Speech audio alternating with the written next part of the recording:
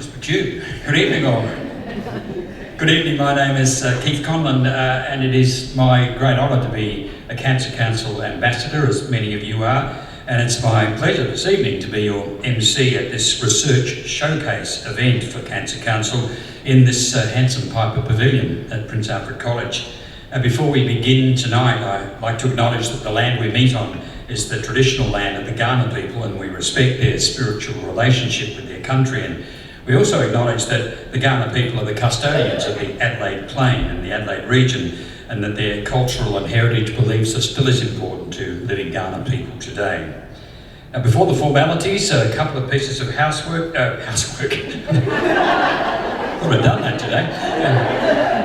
The housekeeping tonight is the toilets are located at the back of the room here, near the entrance to Anzac Hall, but just head towards the back and the staff will help you there. And in the unlikely case of an emergency, please make your way to the emergency exits. They're on the right-hand side of the room. Where's that, Tash? Which way's the... we've got a flight attendant at the back, just Alice at the back is now waving with the normal, both sides. So you can get out either side, thank you. We'd also like to acknowledge some very special guests here tonight, including Cancer Council South Australia Board Member, Con Michalakis, and Cancer Council SA Chief Executive, Lincoln Size, and most importantly, every single one of you tonight. It's very important that you have been able to join us. And of course, this marks the beginning of a very important week in Cancer Council SA's life every year. It's the beginning of the week in which Daffodil Day happens, this Friday. That has become, of course, one of the great days to donate to cancer research. And some of you will be aware that the Cancer Council is the largest independent funder of cancer research in the country. And here in South Australia, the Cancer Council is proud to fund some of the leading cancer researchers in the country too, with the Cancer Council's Beat Cancer project. All of our guests tonight are in fact part of that. They're all research fellows in some way or another as a result of the Beat Cancer project. And tonight, as you can see, we have 5 researchers with us. All of them are leaders in their field, and they're funded through your generous donations. Now, to tell us a bit about the Cancer Council's Beat Cancer project, I'd like to welcome Cancer Council's SA Chief Executive, Lincoln Size, to the stage. Lincoln, please.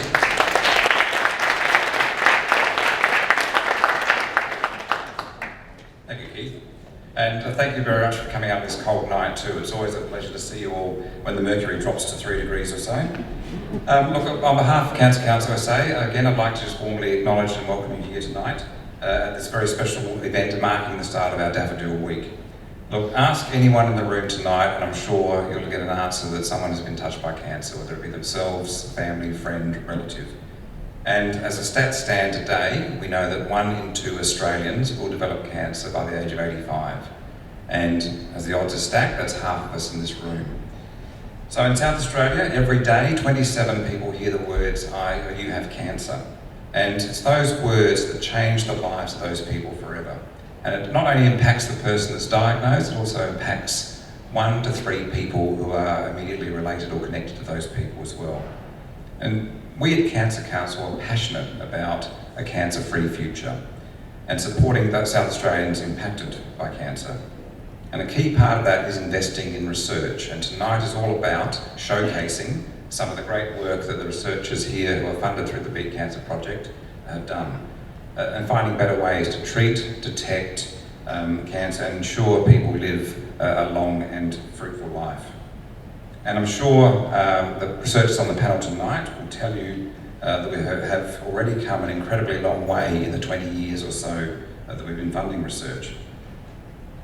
Thanks to that investment in research, we've seen survivorship rates increasing from 49% in the 80s to 69% today. And that's a survivorship rate for all cancers. We're hoping we can get to 100% survivorship rate. And it's through the work that these good folk do and the support that you give in terms of supporting us that we hope we can achieve that. As Keith mentioned, we have the Beat Cancer project. That's an initiative between Cancer Council, the state government and the 3 universities. And over the past number of years since 2011, that project through the power of collaboration. Cancer Council has invested over $15 million in various research projects.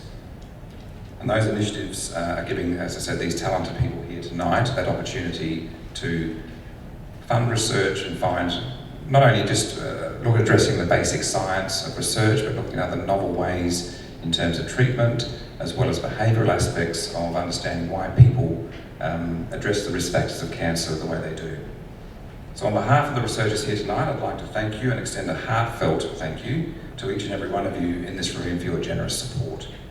Because it's only through the support of people like you that enables us and the researchers to do the work that they do to head towards that cancer-free future. So again, thank you for your incredible support. I hope you find this evening informative.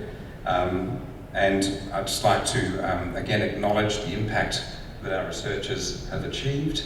And as I say, I hope you get something out of tonight and enjoy it. Thank you very much.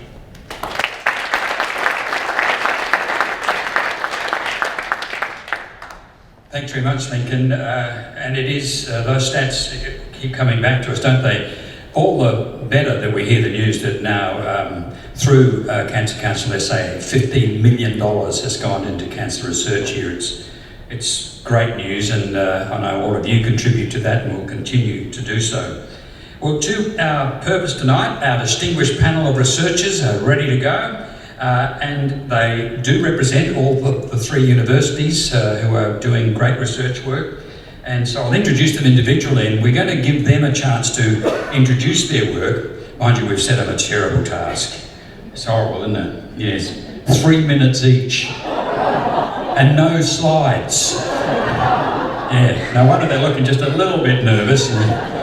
But we are asking them just to give us a bit of a window into what they're doing. And then we get a chance to put to them the questions which you have submitted. And please, others as they come, I'll reiterate that in a moment. So please, as we do it, welcome the panel. Professor Carolyn Miller, based at SAMRI and the University of Adelaide, a Cancer Council Beat Cancer Project Principal Cancer Research Fellow, currently researching reducing the preventable burden of cancer. Caroline.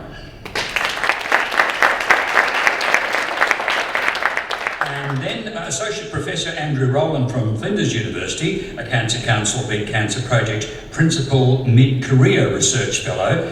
He's currently researching a novel strategy to realise the benefits of precision dosing for high-cost anti-cancer drugs. Welcome to Andrew. Dr. Tessa Gargett is from the University of South Australia. She's a Cancer Council Beat Cancer Project Early Career Research Fellow. Tessa's currently researching immune therapy to treat solid cancers. Tessa, welcome. And then Professor Deborah White from SAMRI and the University of Adelaide is, of course, a Cancer Council Beat Cancer Project Fellow, but she is a Principal Cancer Research Fellow. She's currently researching precision medicine in acute lymphoblastic leukemia. And finally, Dr.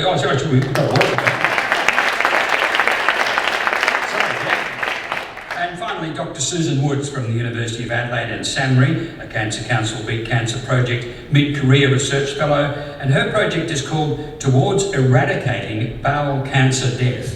Better detection, the mucosal microbiome, and personalised treatment. So they all sound fascinating, and I'm sure they will be. Please give them a warm welcome together.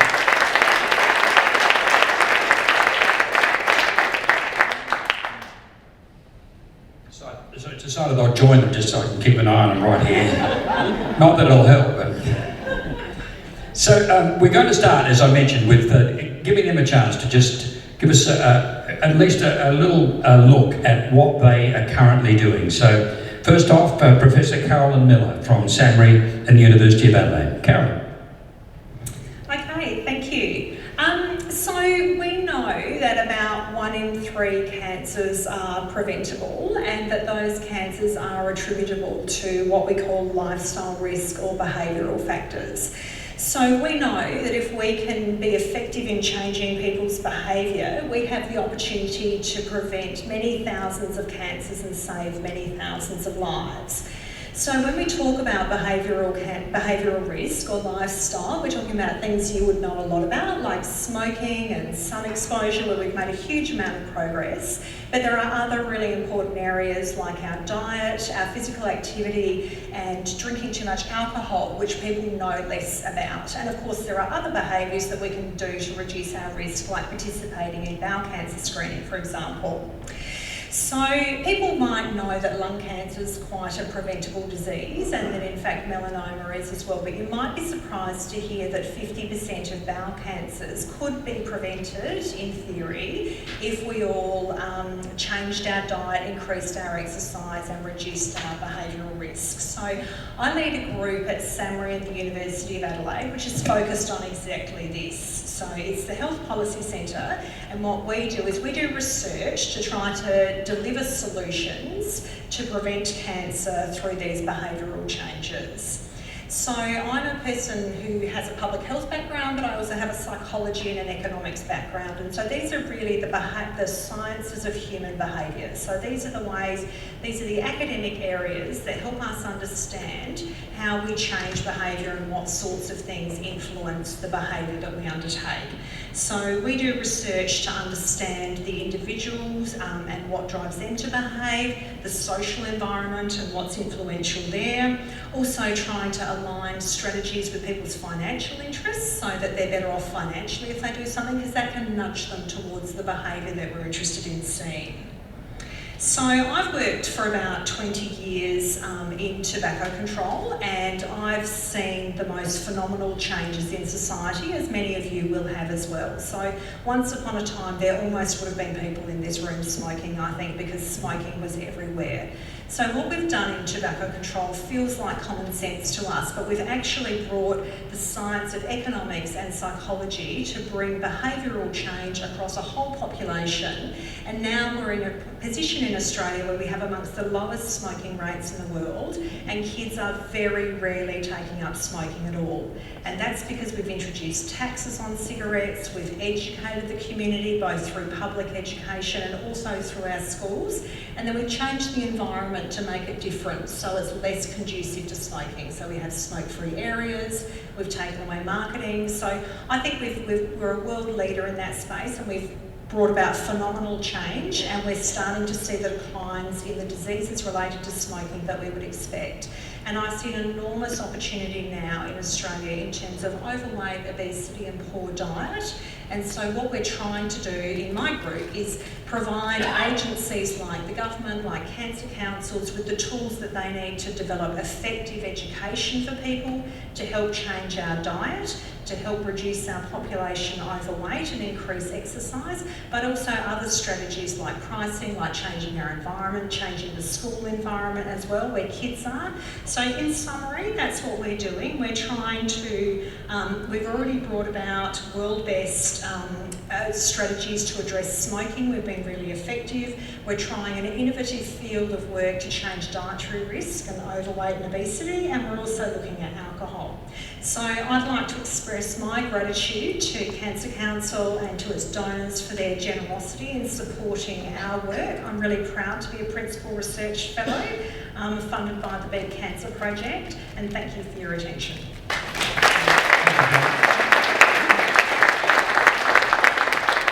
Well, Andrew, you were working on precision drugs. Away you go. That's correct. So I guess from my perspective, two of the biggest things that are associated with cancer are time and a loss of power. And the time, one of the first thoughts that goes through someone's head when they get the diagnosis is, how long will I have? How long do I have to wait between appointments with my oncologist? Going into the oncologist and not having enough time to sit there with them and go through things properly. And the time that it takes for new drugs to be developed. And the time that's spent wondering, putting off that holiday because I want to see the scan result. I don't know what's happening. Having lost my own mum literally a week before the birth of my first son, I know how important time is in cancer. So what we're doing at Flinders is we're trying to empower patients by giving them more knowledge, more understanding of what's happening, and we're trying to extend the time that they have, minimize the length of time that it takes for new drugs to be developed, and allow patients to enjoy that time more effectively by minimizing the toxicities, enhancing the speed at which new drugs are developed and are able to be put onto the market, and improving the quality of the way that the drugs are currently being used that are on the market to allow them to achieve a little bit longer. Because sometimes that little bit longer can be the difference between a new drug coming onto the market and missing out on that new drug coming onto the market. Ryan Hodges, who is one of the previous Cancer Council ambassadors, has been a terrific advocate of our work and has been heavily involved in a lot of what we do. And he's so engaged because for his own story, it was using the approaches that we've developed at Flinders. It gave him an extra 12 months on his first medication, which allowed him time for the second medication in that field or in that particular area to come onto the market. Now, 3 years previously, my mum lost her battle to the same cancer. But because we were able to allow Brian a little more time, the next drug came along. He's an incredible man. I mean, I'm sure that everyone here at Cancer Council would know him. But a lot of what he's able to do today is because he was able to get more time.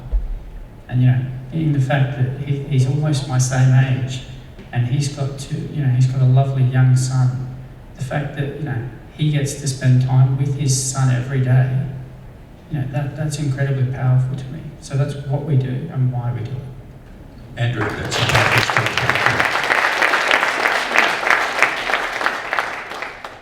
Tessa, you're working with immune therapy.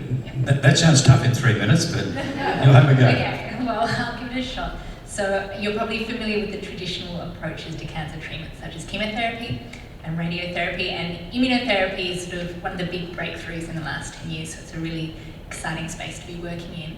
It's basically finding ways to boost or enhance your immune response to tumours so that your immune system does the job for you of killing the cancer. In the same way that the immune system can kill off infections, it has the potential to control cancer growth and to kill cancerous cells. So my particular area of research is quite science fiction-y. I really enjoy it. It's genetically engineered white blood cells, which have the power to go into the body, track down cancer cells and destroy them. So I like to think of it as the ultimate in personalised medicine because it's not only made for a patient for that tumour, but it's also made from the patient's own blood. So it's made in the lab and infused back into the patient to treat that particular cancer.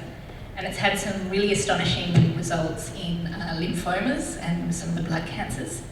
But unfortunately, it doesn't work so well for solid tumours. And so that's where our group comes in. We're running a phase 1 clinical trial at the Royal Adelaide Hospital with CAR T-cell therapy in patients. And we initially started with melanoma patients. But we've just reopened the trial to look at sarcomas, triple-negative breast cancer, and a few other solid cancers, which is really exciting for us. So what the Beat Cancer Project does is supports my work to do the manufacturing. So I make the cell product here in South Australia, so we can treat these patients, but it also allows me to follow those patients after treatment, see how they're responding to treatment, and really try and understand the biology, which is quite complex, of how these CAR T cells do their job. So it's a phase 1 trial. We're really just looking at safety, but we have the opportunity through the support to get so much more information out of that trial to understand how the treatment works at a biological level. So that's my project in a nutshell. Thank you, Tessa. Ted White, you're working in one of the leukemia fields and precision medicine comes in again. Indeed, it's the catchphrase at the moment, isn't it? Precision medicine, and hopefully by the end of tonight you will understand a little bit more about what we mean by that. So I work in acute lymphoblastic leukemia. It is that leukemia that you really don't want to hear about it if you're a parent or a grandparent, because it is the most common childhood cancer in the Western world, and the most common cause of death in the Western world. Now, many would know of acute lymphoblastic leukemia as being the most common success story. So there's been much written about how well we can now treat patients with acute lymphoblastic leukemia, particularly the young. Believe it or not, our kids are really robust and they can take greater levels of chemotherapy than we can. But 20% of children will not respond to chemotherapy, and this is the most common cancer, so it becomes therefore the most prevalent killer of our children. Now we are at a stage, now having said that, the leukemia spreads, we see patients spread from newborn, we have newborn patients through to 87 years of age, but indeed the most prevalent in the very young. So what we really plan to understand, and what we are understanding within our lab, is how we can identify that 20% of children and that 60 to 80% of older children and adults who don't respond appropriately to therapy. We need to understand why they don't and look at alternative therapies, a therapy similar to what Tessa just spoke about with CAR T-cell therapy and immunotherapy. So that's our ultimate aim, is to do that using genomics. So we now understand a lot more about the disease biology than what we did before, and we can then look at targeting therapies, precision medicine, that sort of approach where each patient is treated individually. I guess the other thing that we're really very interested in now is also the life course. So I said before, 80% of patients, of young children who are diagnosed with the disease, will survive. Any one of you who knows anyone who has acute lymphoblastic leukemia as a child will know as they get older, it's not such a great life all the time. And so we're now looking at life course studies to try and improve the way we treat patients right at the beginning so that their quality of life is better in the long term. So it's really a disease that we study across the life course, and this is what the fellowship enables me to do with my group, is really to focus in on this disease and improving outcomes for patients across the age course.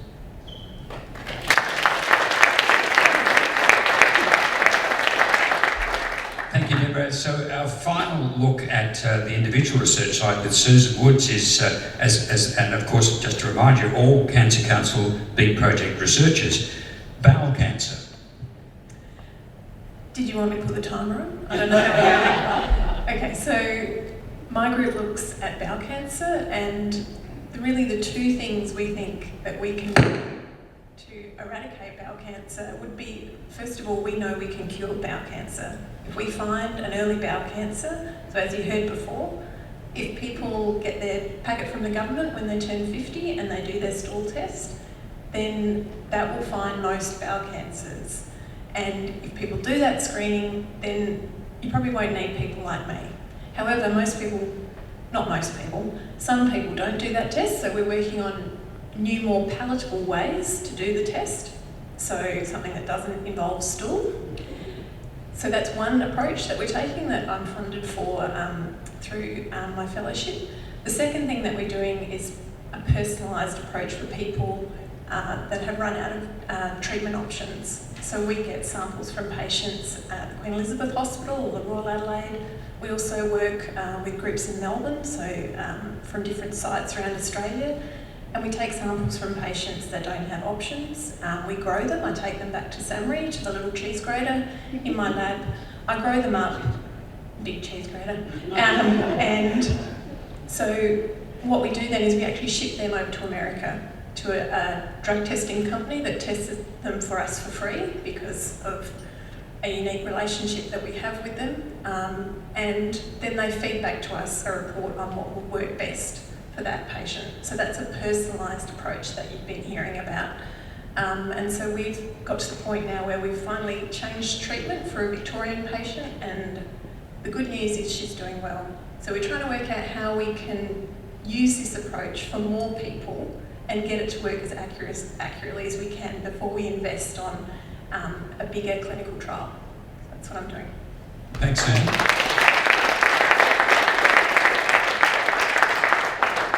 Now, when you registered, many of you put questions in, and so I have at least a sort of compressed version of those questions ready to roll now.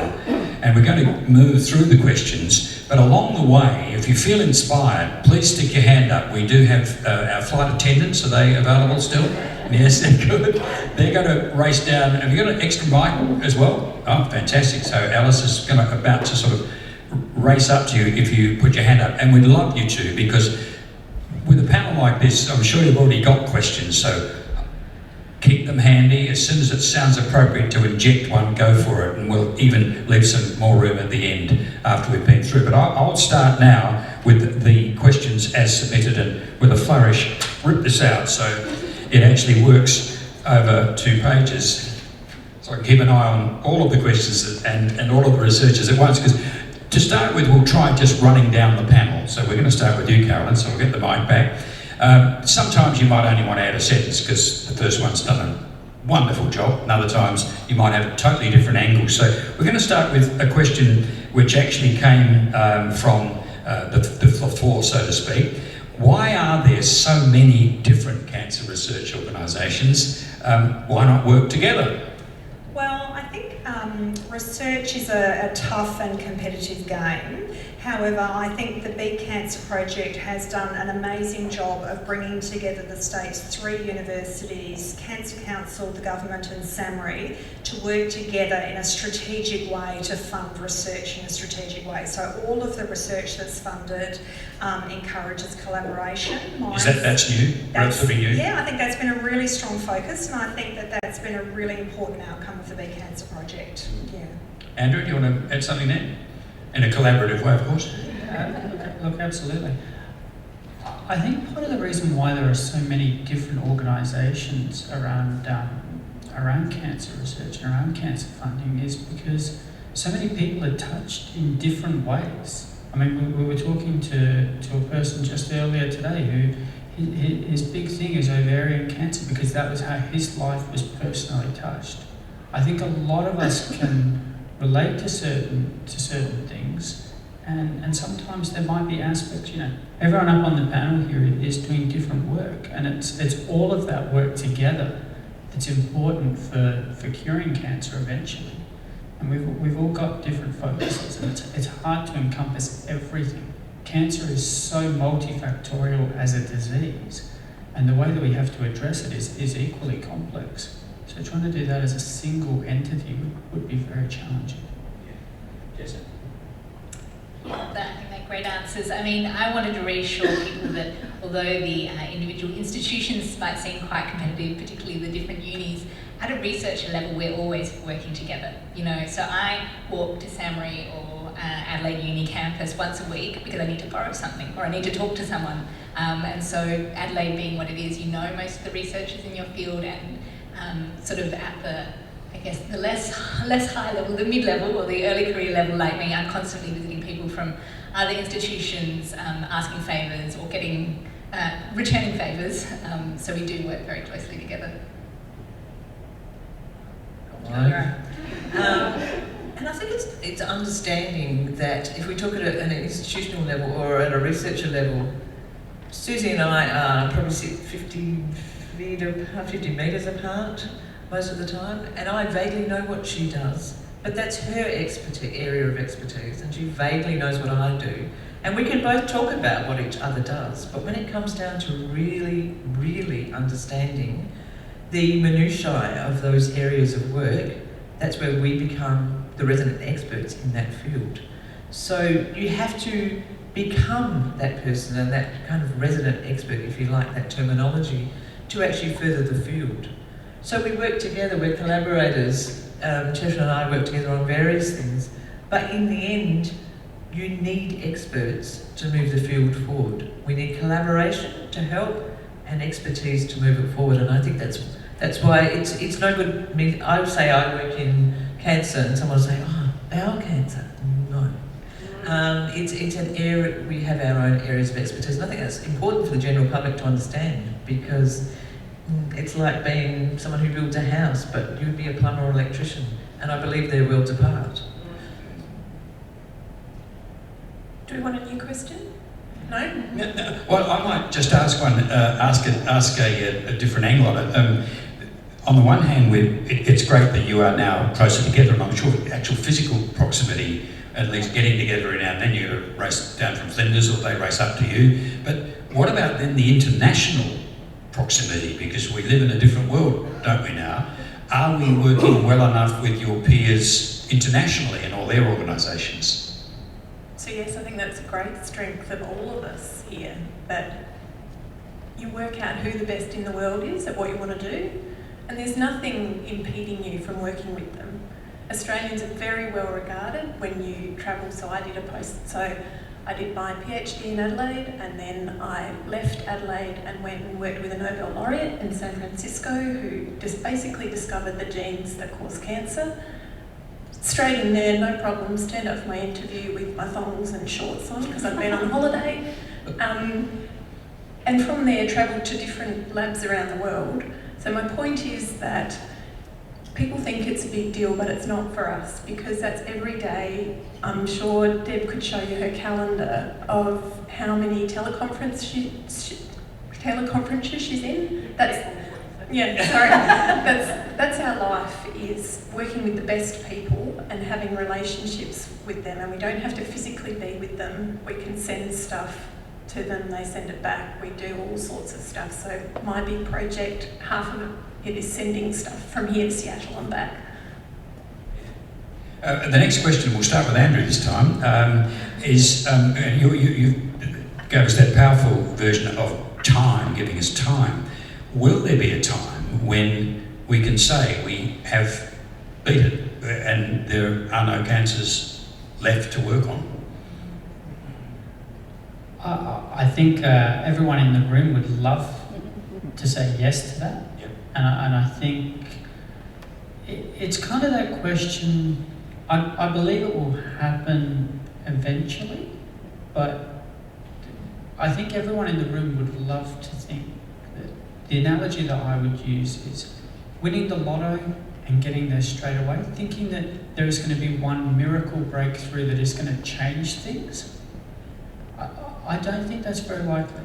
I think we do have a lot of improvements, but I think it's going to be, that person who works their whole life and dedicates everything. And we're going to have to do the same thing here. It'll be a long grind. You might remind us, have we got a count on how many cancers we now know about?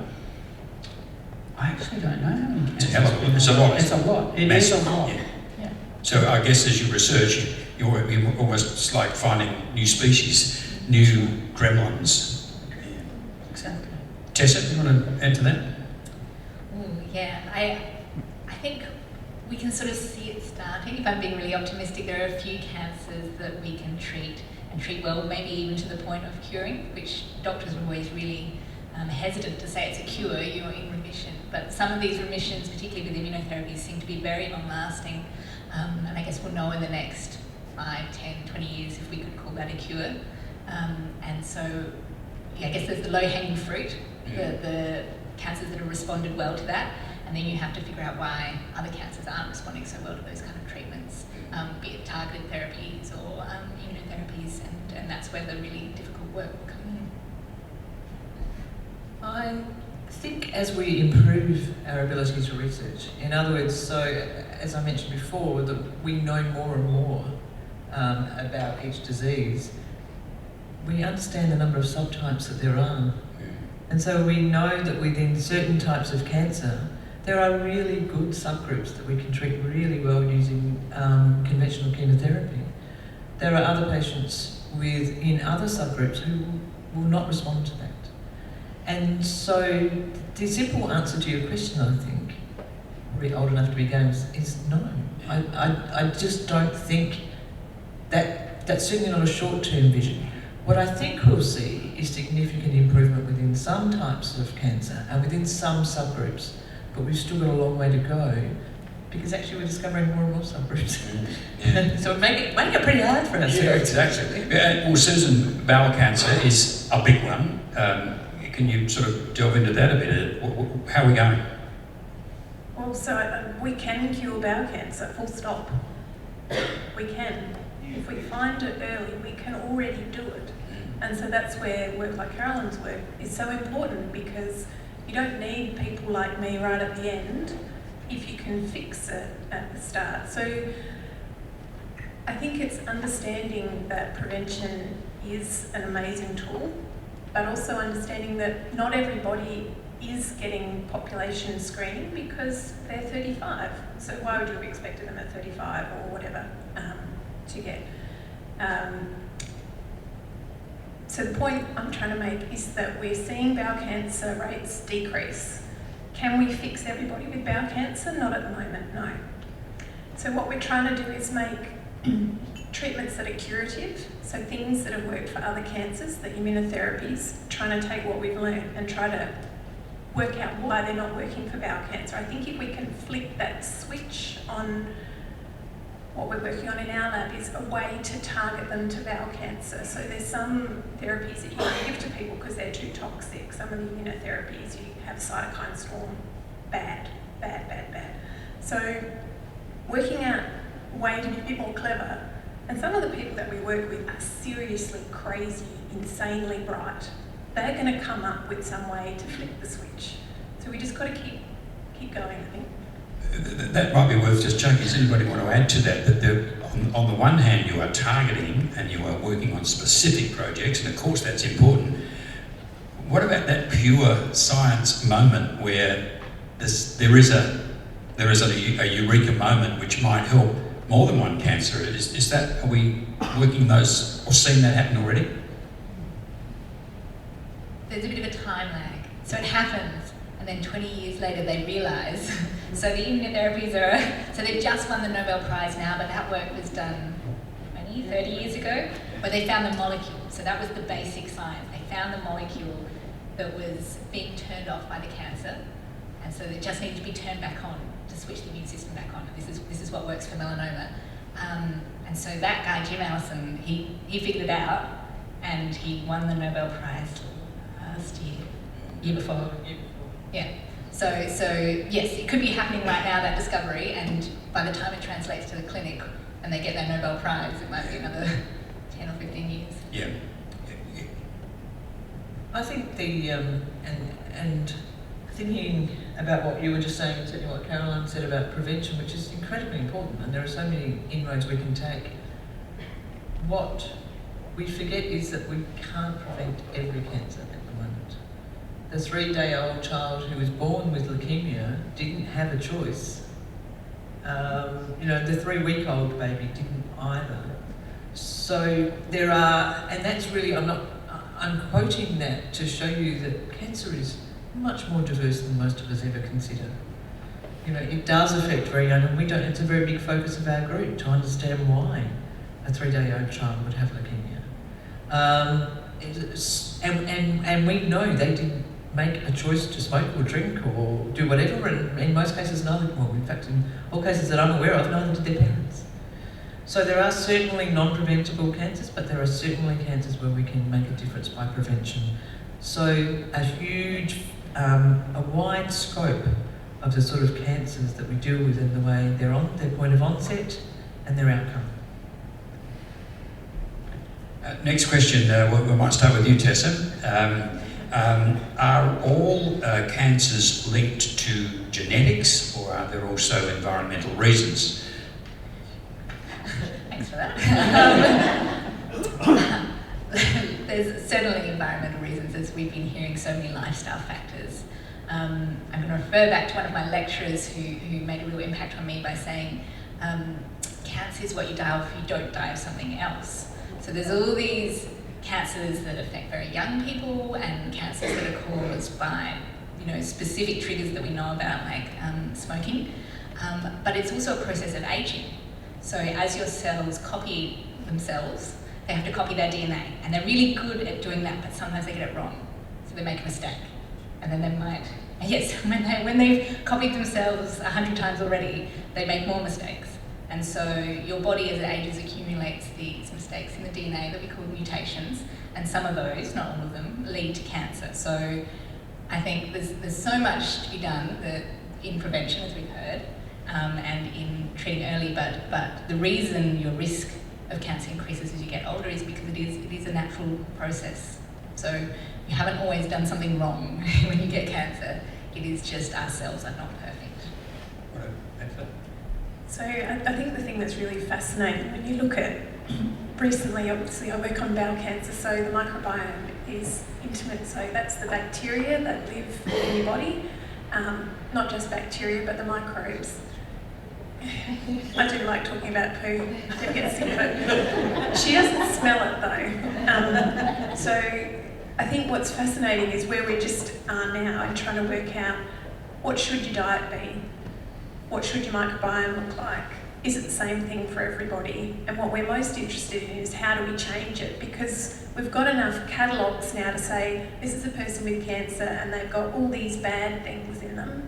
And here's a person that's lived to 95 and here's the picture of health and here's all their good microbiome. But how do we get their microbiome into that person? What's the best way? Is diet? Can we just give them a loading dose of bugs? Does that work? The answer is no, not so far. We're trying to work out now ways that we can change over. So it's a combination of what takes in a person depends on what they've got to start with, what their DNA looks like. So watch this space for the next couple of decades, probably. Sorry. So it won't be long now before we're watching the telly and another 100-year-old is interviewed about, and to what do you attribute your long life? I think they say, I had the right biome. And they're probably right. We have another question which has come through from our participants tonight.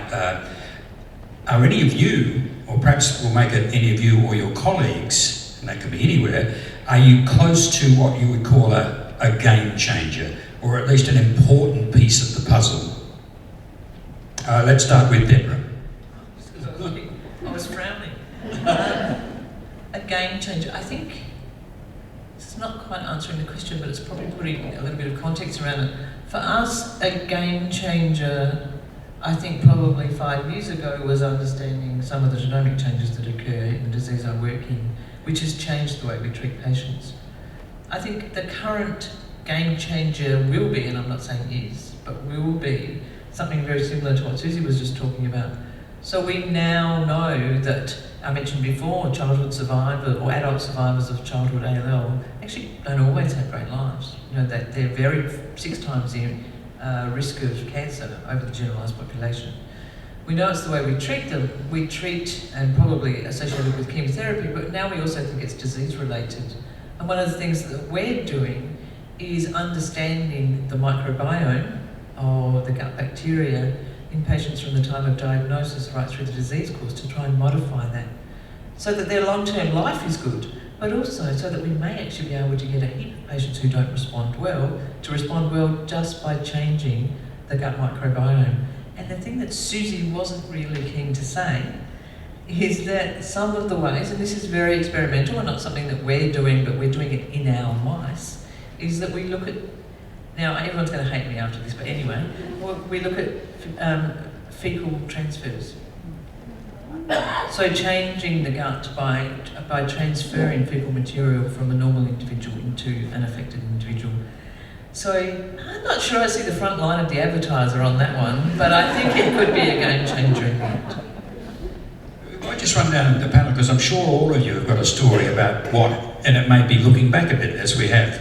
You know, there have been big shifts, haven't there? You want to go, Andrew? No, Caroline's going to go first. Yep, you're going to go.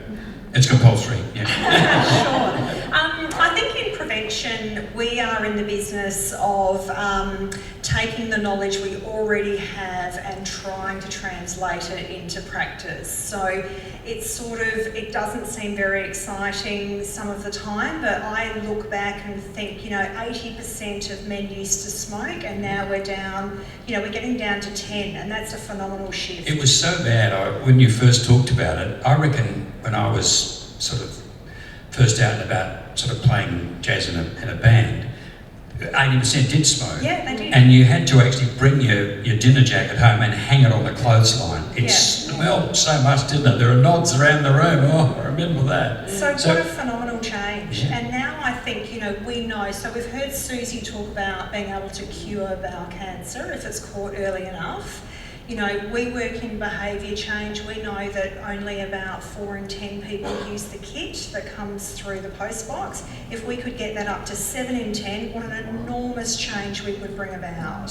Feeling good because I did mine a few months ago. But it takes a while. I took a nudge from my partner, my wife. Yeah, and an ad on TV that, you know, makes you think, you know, perhaps I will get that out, and perhaps I will do that. So for me, it's about bringing about those changes. We know, you know, we're all getting bigger, kids are getting bigger, that causes cancer. So that's going to translate into cancer. So we have to try to stop that, we have to try to turn it around, we have to try to take, you know, junk food from everyday food back to once a week, once a fortnight food. So Then, have there been moments, because you must be frustrated, because on the one hand, if you had, you know, another 10 million bucks worth of advertising to combat that advertising, that'd probably help. But have there been examples elsewhere where you think, yeah, that was a game changer, or that seemed to affect that town or city or whole nation, and they got better at the things you're talking about? yeah, well, I think we try to find those places where something goes viral. So we know that, you know, doing a bowel cancer test kit is much more prevalent in some communities in South Australia than in others. And so we go in and go, well, what's happening in that town? How do we get the conversation going in other areas? Have you worked it out? Well, we're looking into that at the moment. But, you know, I think, you know, we put the prices of cigarettes up and everyone thinking, well, that's, you know, I didn't like that when it happened. But we know that that has an astronomically powerful impact on kids smoking. So those things, when we look back, we can see the big changes that we've made. And I look, you know, those of us who work in behavioural science look forward and go, how do we persuade people to pick the kit up and do the kit? Because we know that that will save lives.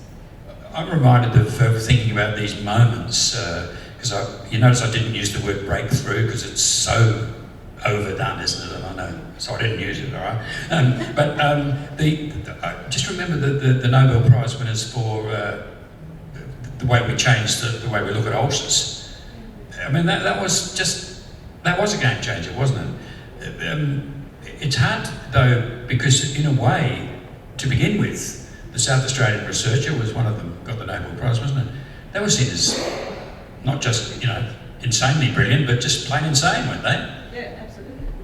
Well, I was going to say, I think the microbiome is the frontier that we're all talking about. We've heard a lot about it tonight. I know in my field we are looking at the way eating too much junk food affects people's microbiome. So we think that that might be a really powerful influencer as well. So When it comes to junk food now, I mean, we know about the high fat and the high salt and the obesity and high sugar. Now you're talking about mucking around with the bio.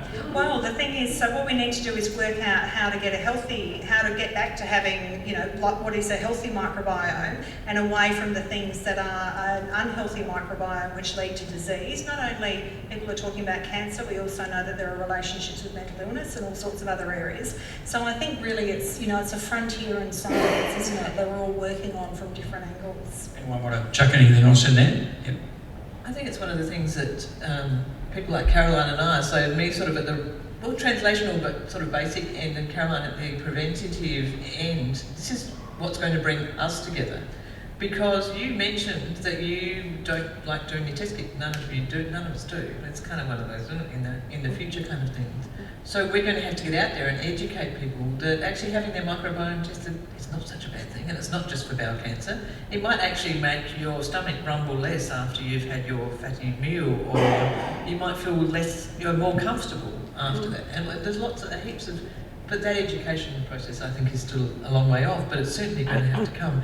We need to become confident and comfortable in that space before we can, because you know, we have trouble getting samples from cancer patients. So general population is still a long way off for us, I think. So my game changer, so this is cool. So I think this is cool. I'm a total nerd, just bear with me, all right? So what we're working on at the moment is talking about the microbiome. So some people might take probiotics. So that's a bit like a yogurt in a pill, your Yakult or Yakult or whatever it's called. So we've got a probiotic strain that, at least in mice, which aren't always like humans, if you give it to the mice, then those bacteria go and live in the tumour. We've got a little bit of an idea why they do that. But what we want to do is to change them. So we do a little bit, like Tessa was talking about, the sci-fi in the lab with them, and so we make them make immune therapies, or we make them make a signal to say, here's the cancer, can we find it better? So we're manipulating the bacteria that live in all of us. I know you might think that there's nothing in you, but there's more bugs in you than you. So they're there. Most of them can do good things, so we're trying to manipulate them to do good things, and that's my call. If that worked, that would be an awesome game changer. Now, the obvious person for this is Caroline, but I'm going to ask you to go again. So, Susan, on the prevention side, how important is exercise, eating and sleeping well in minimising the risk of cancer? Turns out that if you lie on the couch, smoke, drink alcohol, eat crap food, you get more cancers. Who would have thought? I don't know. Well, I didn't think that. We didn't That used to was think that. very unscientific of me. Yeah. But when I was a kid, we didn't know that. We've actually had to learn that, haven't we? Yeah. There's a little piece of Caroline that's just shrivelling up and dying in the corner, but yes, I think it's unequivocal. I mean, even to the point where if you have cancer and you're undergoing treatment, then the patients that I work with, that's their method for coping with chemo, for getting better outcomes from the chemo, is what they eat, how they work with their body, how they work with their mind to get through all of that. Andrew, how do you go with working as you are, trying to give people, the drugs more quickly and all that stuff? Do you also sense a frustration sometimes that the person's not really pulling their weight? I don't put it down to individuals. I actually put that down to education and to giving, and I keep on going back to it, but giving more time, allowing the clinician to explain, well, hey, this is why this is going to be so critical. I don't think that any of us would intentionally want to do something that we knew was going to be harmful to us or that was going to worsen an outcome for us. But I think it's very hard to be critical of an individual. I mean, sometimes we do just give up and things get too hard. But a lot of the time, doing something wrong, and it doesn't matter whether it's my PhD student stuffing up an experiment or someone not taking their medication properly. I don't think they do it with the intention, so it's very hard to get frustrated at someone. It's about education and making sure that people understand the importance of doing things a certain way. Caroline, can you sort of back that up in a way that we are well intentioned, but we need work? Yeah, I think everyone wants the best for themselves and their family, and everyone's trying hard. I think that also there's a lot more to prevention and behaviour than education. So I think if doing the smart thing was also the easy thing to do, we would all be doing it properly and we wouldn't have any problems. So there's a lot more to our behaviour than what we know, and that's our job, to try to help persuade people, to motivate people, but also to change the environment that we live in, that we work in, so that choices that are better for us are easier to make. So the school canteen doesn't sell slushies and hot chips. It's got things that are good for kids, so parents who both work have a reasonable chance of getting out and doing some physical activity. Kids are doing physical activity in the schools, taking cigarettes away so that kids aren't growing up seeing cigarettes everywhere that they turn. So our social, and we don't think about it much because we do think about ourselves as being having strong agency, but our social environment and what we look and see as normal is profoundly important.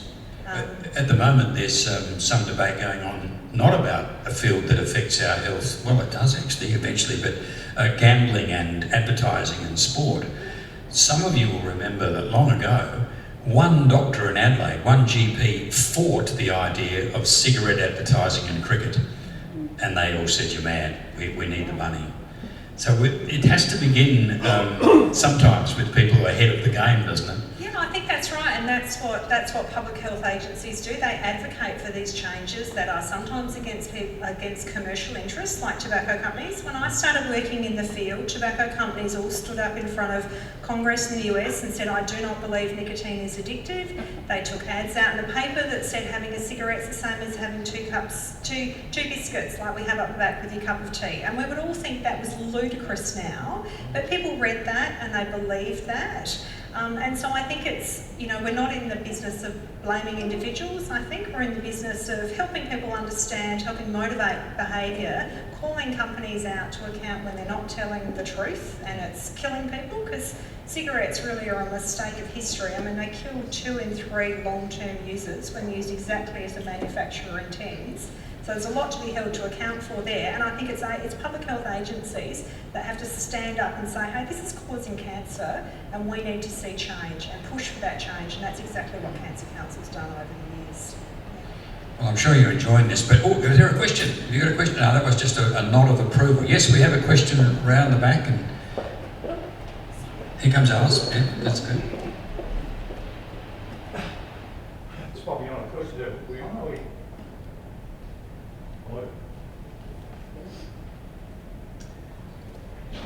Hi. Anyway, it's probably not a question so much. My name's John. I'm a retired fire service personnel from Metro Fire Service. Talking about environmental issues, like I have lost so many colleagues over the last 10 to 15 years. I've been retired for a while now. And when I look back, some of the things we used to do in the old days, like going into burning buildings, coming out, and we've been breathing, we'd light up a cigarette. Mind you, I haven't had one for 35 years.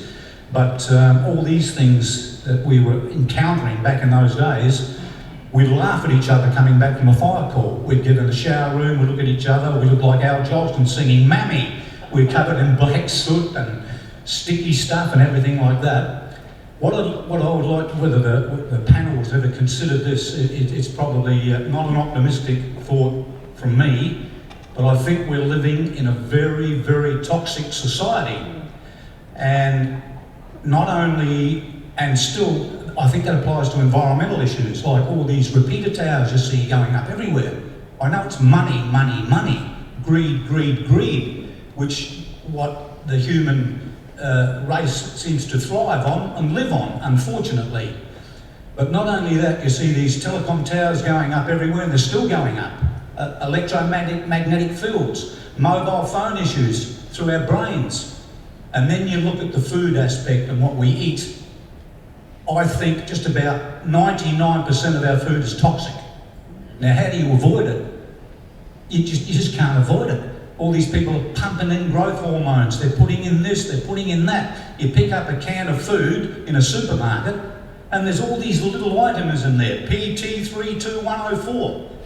Headquarters, the Fire Service headquarters once had a toxic list through a computer system in New South Wales that listed a lot of these elements and compounds that go into modern food.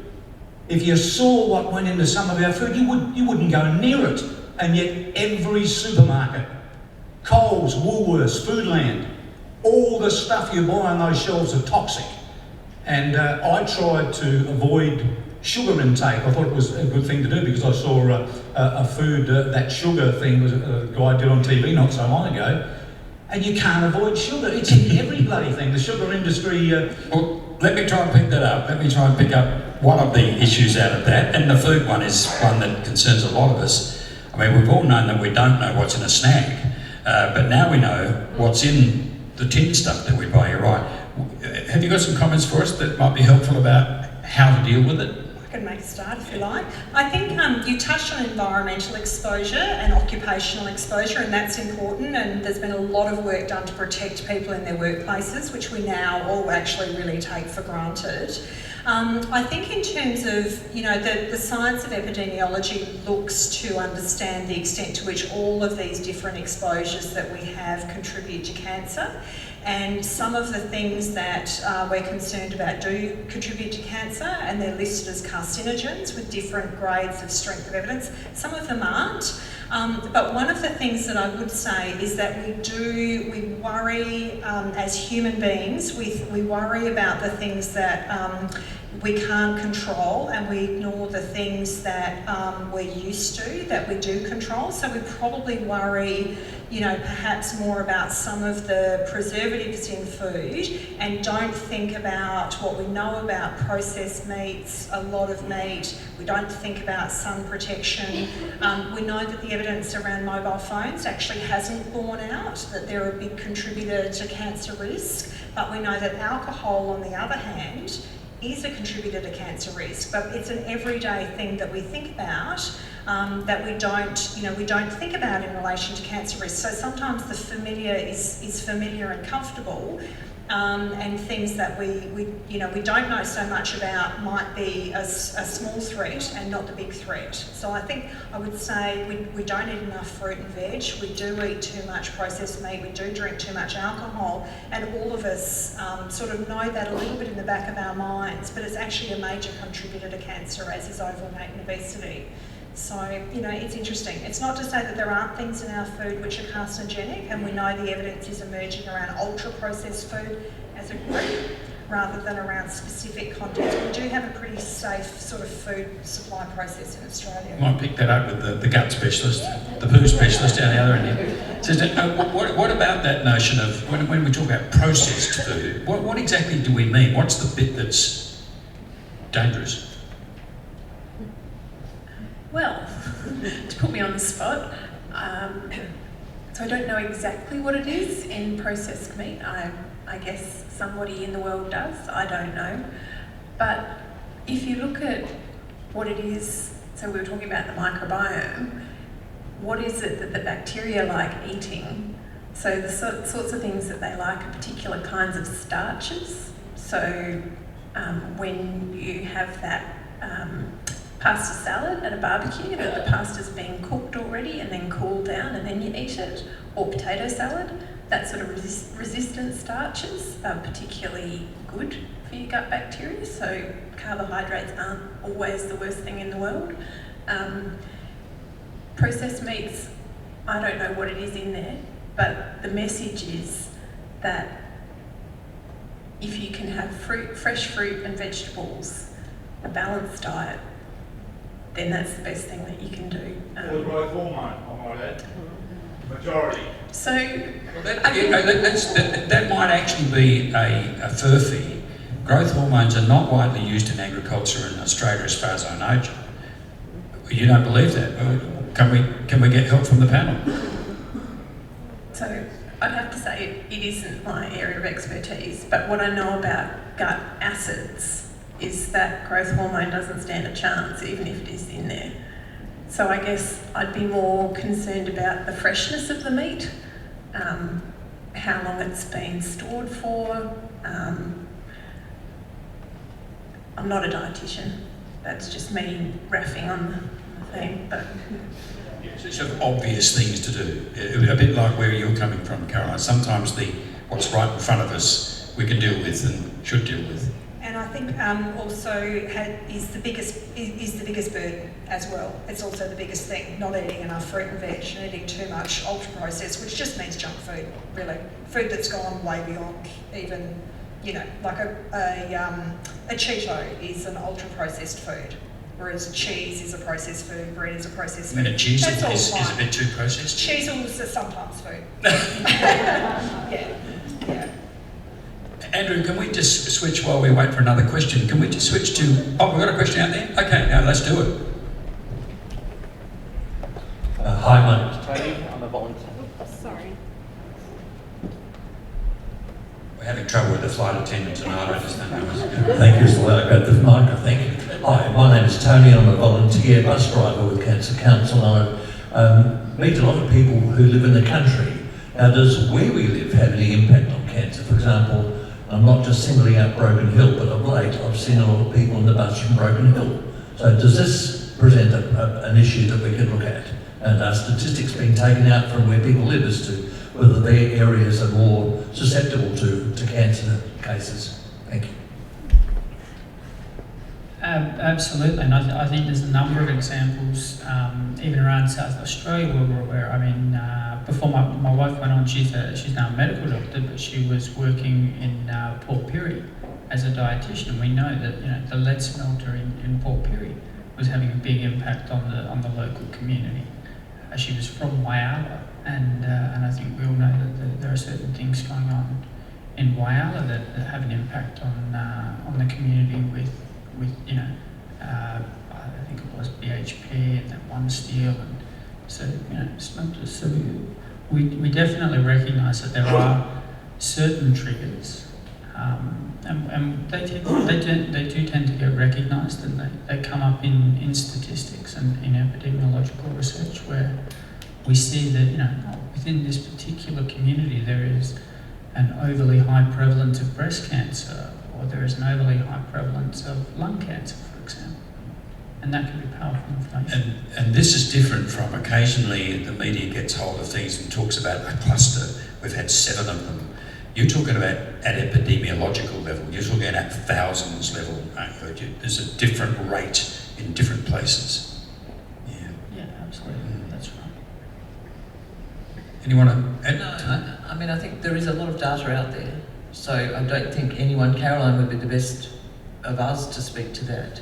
But the epidemiologists do gather postcode-based data and can look at those population incidents, events. But I guess the other thing that we need to, and feel free to take over whenever you want, but the other thing that goes within that is a socioeconomic group. So it's not just that you happen to live in a flight path where something is, dumped on your postcode every day as a plane flies over and it discharges its fuel or whatever. I don't know that happens. Don't anyone quote me on that. But it may be that there are socio-economic changes that exist within that group as well, which may mean they go and eat more fast food, or they drink more beer, or they do something like that as well. So for a simple-minded scientist like me, that's way too complicated to even try and understand. But the data is out there. Yeah, so the data's all collected on the cancer registry. So we've got a cancer registry where every cancer that's diagnosed is reported, and that's done by law.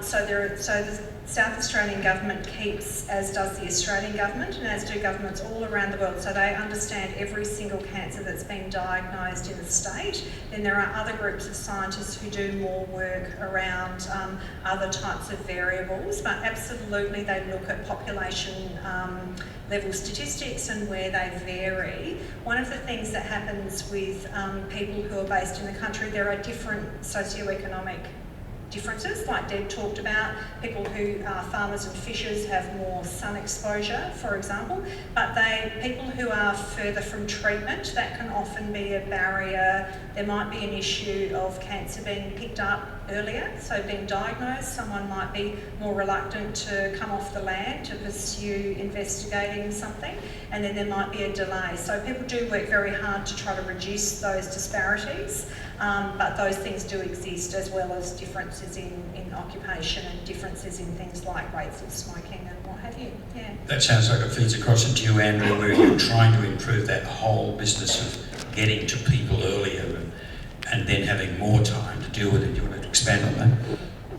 Yeah, absolutely. Look, anything that we can do to break down barriers to understanding a person's cancer earlier, and to making sure that they can engage with clinicians and have a full range of options that are given to them, and can work through those options. Because I think one thing that we haven't really touched on tonight too much is that I think all of us up on the stage are focused on molecular aspects of cancer, but there is also that big patient preference that we've started to talk about a little bit, and understanding that the way that we treat an 80-year-old granny as opposed to a 40-year-old male may be different for nothing other than the fact that that person wants to be treated differently. So I think those personal decision-making elements also play a big factor in. So would that include saying you've got the chance to take this drug, but it's going to make you feel awful for the next 2 years, or not? Absolutely, absolutely, and understanding that's one of the key empowering and things that we're trying to do at Flinders is to empower people. People are scared. If you read the product information for any cancer medication, I wouldn't take it. Even the absolute best of them because if you were to go through that list of what it's going to do to your body, then I personally wouldn't want to take it. I wouldn't want those things to happen to me. But understanding, well, hey, look, there is a 40% chance that you might develop, severe diarrhea, or there is a 5% chance that you might end up in hospital because your white blood cells have gone down very low. Understanding not just the worst case scenario, but how likely something is to happen, or how long it's likely to last for. Those can all be very important things for a patient to understand. Tessa, we're talking about people and what they do and environmental. Skin cancer is where you started, isn't it? Do you want to perhaps chip in there? Yes, so when we first started treating people on a trial, it was about 6 years ago, and it was the melanoma patient group, and they had advanced metastatic disease, and they didn't have any other treatment options. So they had very poor 5-year survival, and there was nothing else really that could be offered apart from some other clinical trials. And the landscape has changed, the treatment landscape has changed so much in the last 5 to 6 years that those patients aren't coming onto our trial anymore, which is really good for them, because it means they have a viable option. So if you have metastatic disease, you have an option now. So that's why we started in skin cancer and moved away from it, because we recognised there were other patient groups who didn't have those options, who had unmet needs, who didn't have some of these early trials that they could go on to when they'd run out of conventional treatment. So that's been a really big change that we've watched happen during our trial, which makes us more optimistic for other patient groups as well. One of the frustrating things, you got another question? Not my turn, your turn. Here first and then here, thank you. You got another one first? Yes, okay. The queue has formed. Hi, my name's Denise. I work at the University of South Australia, so professional staff member. I'm actually just wondering if stress increases risk of cancer. I was going to mention stress when we were talking about, it's not my area at all, I just find it really interesting when I go to conferences now, it's just sort of coming through the connection between mental health and certain cancers, and obviously there's correlations with your diet, because if you're stressed, it's going to change your diet and your alcohol intake and things like that, but stress alone, ignoring those other lifestyle factors does seem to play a really important role in increasing your likelihood of some cancers, and I think it's an area that's really going to open up the connection between mental health and physical disease that we're only just touching on at the moment. It's a complex question though, isn't it? Because on the one hand, sort of positive stress, like being engaged and putting yourself under a bit of pressure, might work for you. Yeah. Yeah. Oh, that's good, so we can keep going tonight then. Yeah. I mean, that's a serious point, isn't it? That fine line of positive being to... engaged in things. Yeah, my mum says a bit of stress keeps things interesting, And I think it's very individual. So what is stress for me may not be stress for Tessa, and it may not just be an age thing. It is just we are who we are. So I think that's always going to be a hard one to tease out, quite frankly. Next question. Thank you. Great question. Next. My name's Mike. I'm working as an agricultural economist, and so work with farmers. And so I've observed the challenges they've had with controlling of environment and weeds and improving the way that they still keep producing foods with lower rainfall and the climate change we're going through. And a lot of the processes they use is chemical based, minimum tillage and things like that, and in horticulture. But those chemicals are also controlled by big multinational companies, which may have correlations with our tobacco companies years ago. So have we observed that using these chemicals in both the farming communities and also food production, does that have an influence on our cancers?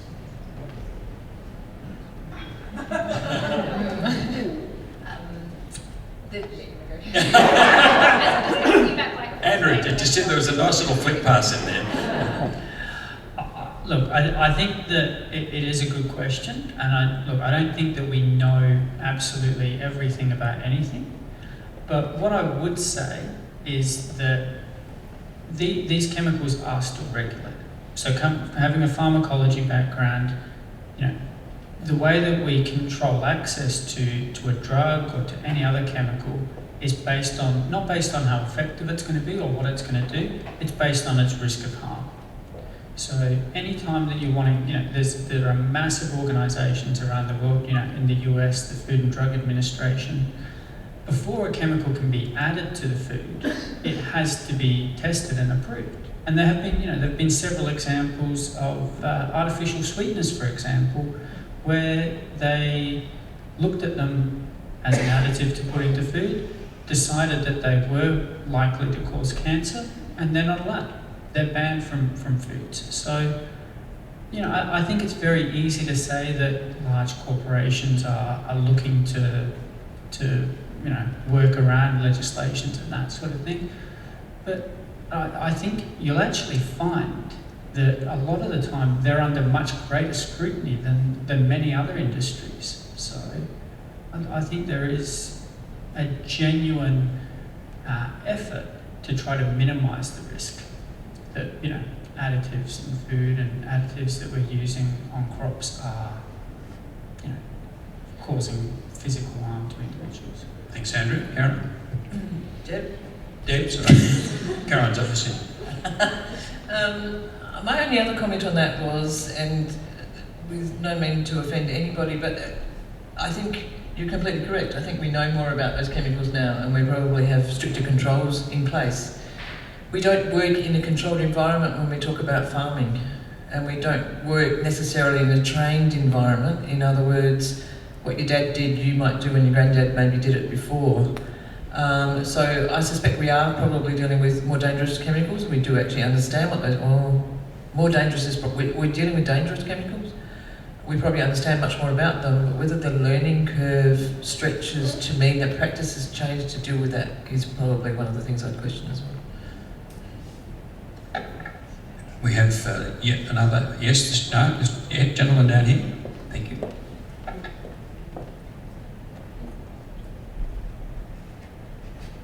Good evening.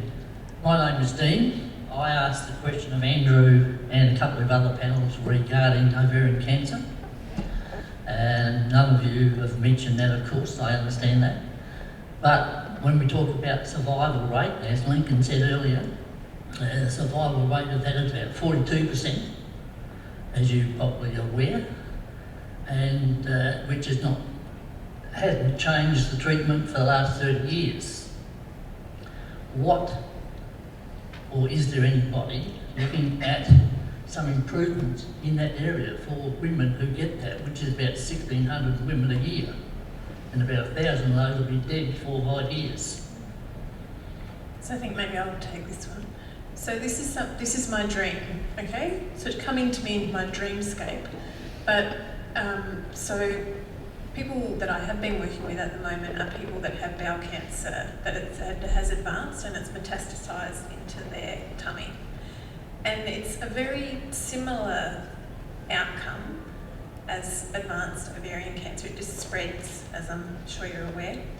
So what I would love to do is to take all comers with that sort of disease. So currently they're treated for ovarian cancer with a particular chemotherapy strategy. They may have a couple of different additives to that. Same with bowel cancer. There's particular strategies that the medical oncologists do that are very regimented and very set and are based on clinical trial evidence. They haven't just made them up. They're based over many years of trialling, and they have produced better outcomes for people in terms of a little bit longer, but in this setting, a little bit longer is 2 months, and it's horrendous chemo. So what I want to do is to have a trial where we say, I don't care if you've got ovarian cancer, I don't care if you've got bowel cancer or anything that is similar when I look at it with my DNA goggles on, which is sort of what we do, but also where I take it from and what options the patient has, which is usually not very much by the time I see them. So what I want is to have a trial in Adelaide where we take those samples and we give those people some options, but trying to work out how to fund that in a way for enough people to work out if it's going to work, because I can't promise that it's going to work, so we're not there yet, but that's what I want to do. I think that my knowledge of ovarian cancer, which is quite limited, one of the biggest problems we have is we don't detect it early. it's there are no symptoms. And so what we always see, always is probably a strong word, but what is in the majority seeing is metastatic disease at the time of diagnosis. And in all cancers, metastatic disease is a slippery slope. So I think we need to be able to, there are certainly researchers, not as many in Adelaide, but there are certainly researchers working in this, and early detection is going to be the first. I think that will be a game changer in this disease. And how might that early detection work? We're going, well, you know, wouldn't it be lovely if it was a simple blood test that, Yeah. you know, we had done regularly, as we have blood tests done regularly for our cholesterol levels, etc. I think we need to understand more about the disease. What we don't understand when we look at metastatic ovarian cancer is whether that disease is what the disease was, or whether it's changed so much by the time it gets to that stage. So it's almost something else then. Yeah, we know that metastases cause that. Last year, Yeah, sorry, Mark. last year there was a comment in the advertiser regarding a blood test that they were trying but hadn't heard any more, or what progress has ever been made on that. I think that was. I remember the article. I don't recall much about the actual science, but I think the time to market was around about 2 years at the time it was announced. So they'd have to do blinded clinical trials in that to actually understand. So you can't bring something to market that is suggested to be a screen and it fails. So there would be some work being done around it. I understand that, but just I haven't seen any more about it or anything else, you know. Yeah. It's in trial, in massive In- trial. Thanks very much, Brian. That's a really important question. One over here.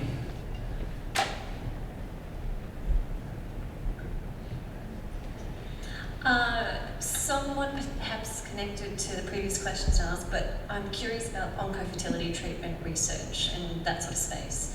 I'm 34 years of age. At 33 years of age, I was diagnosed with colorectal cancer, and having to make some pretty big decisions through the journey was difficult, but I think the hardest one of all was the oncofertility treatment sort of process. I don't know a lot about what research is being done in that space, but I'm very keen to hear a bit more if anyone can talk to that.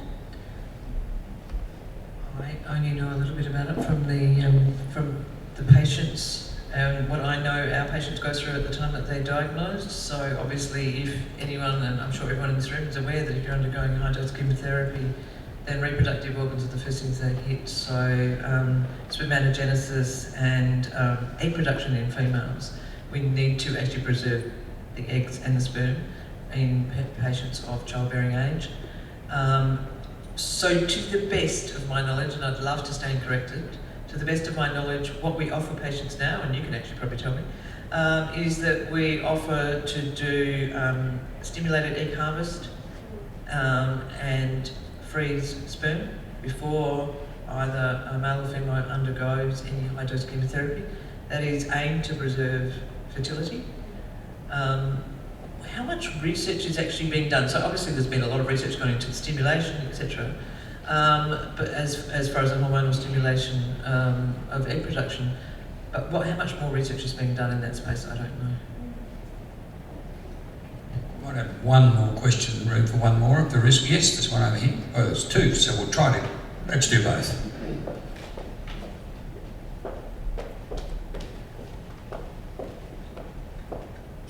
My name is Belle, and I'm a recovery and endoscopy nurse.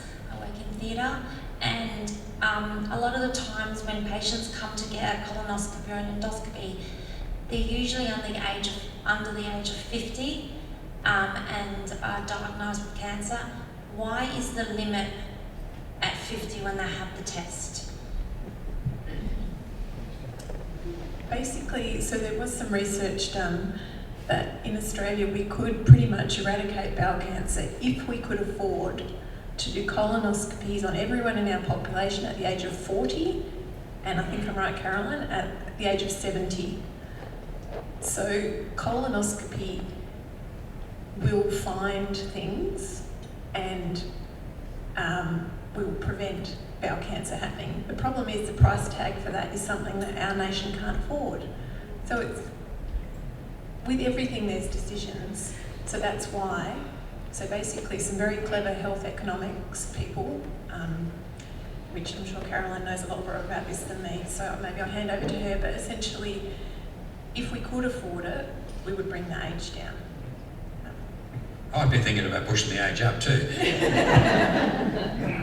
I think with every screening test there is a balance. There's the economics, but there is also the balance of the potential harm and risk versus benefit. And so that's examined for every type of cancer screening that we have, and decisions that go up about whether something ought to be rolled out at a population level. So if we screen an entire population, do we pick up enough cancers at different age levels to outweigh the risk? So there's, I think, adverse events from colonoscopy are probably very rare, but they still might occur, or the literature tells us they could still occur. So how many cancers do we pick up at every age? How many lives do we save? How well does the test work? For example, with breast cancer screening, like how well does a mammogram work on a woman of a certain age, and that changes with age.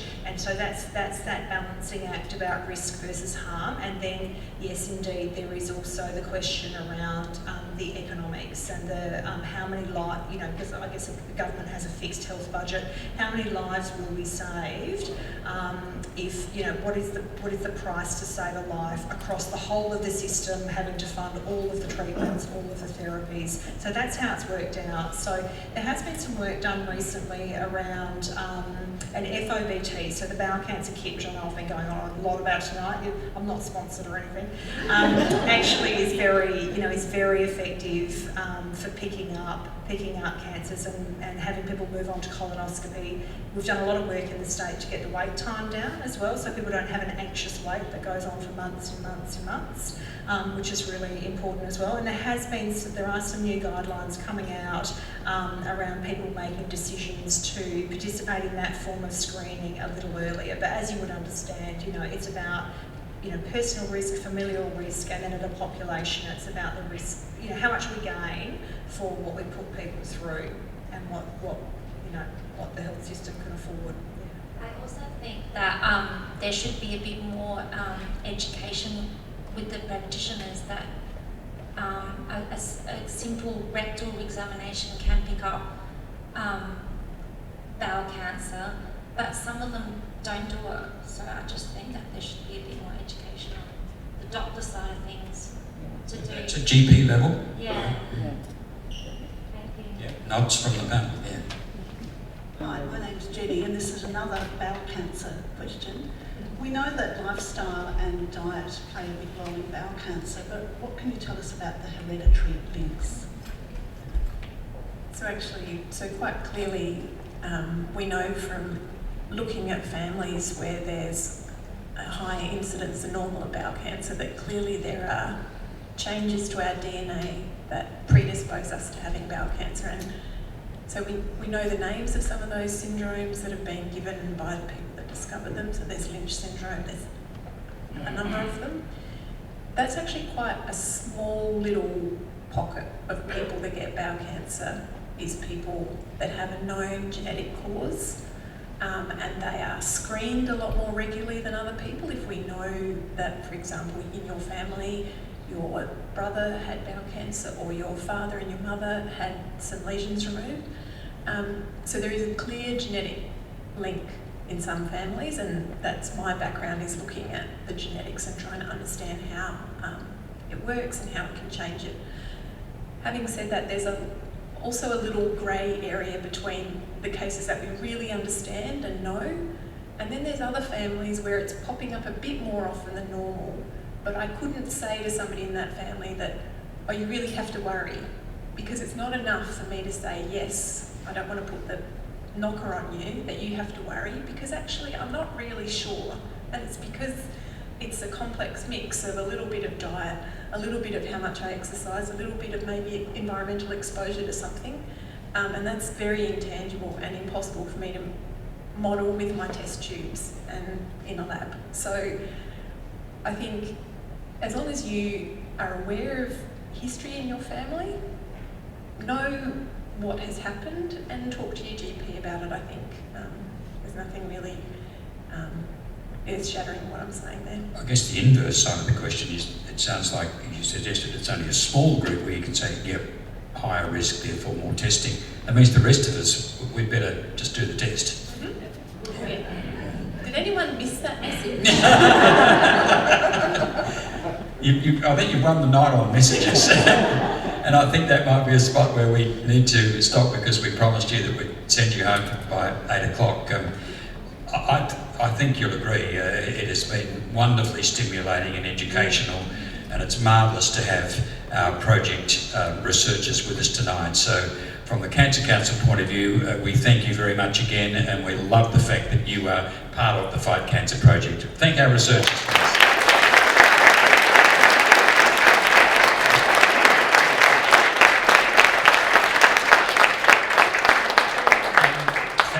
Very importantly to you all for coming this evening. It has been a really different night, and we congratulate Cancer Council, I'm sure, for coming up with the idea and offering us the opportunity. Don't forget though, now for the commercial message at the end.